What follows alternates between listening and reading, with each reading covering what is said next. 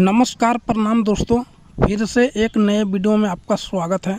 Video start करने से पहले मैं आपको बता दूं कि शिवानी सिंह का बहुत जल्द नया धमाका आ रहा है आप सबके बीच में, तो आप लोग दिल थाम के बैठिएगा। आ रहा है दशहरा के शुभ अवसर पे शिवानी सिंह का देवी गीत आप सबके सामने बहुत जल्द आने वाला है। आप लोगों की कृपा से ये गाना सुपर डुपर हिट होगा।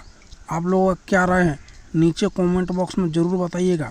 तो चलिए मैं आपको बता देता हूँ कि शिवानी सिंह का कौन सा गाना आने वाला है, कि किस चैनल पे आएगा। तो चलिए, शिवानी सिंह का गाना आ रहा है माई के रथवा। तो आप लोग इस गाने को ढेर सारा प्यार और आशीर्वाद दीजिएगा कि ये गाना सुपर डुपर हिट हो जाए। मिलते हैं एक नेक्स्ट वीडियो में, जब तक के लिए धन्यवाद।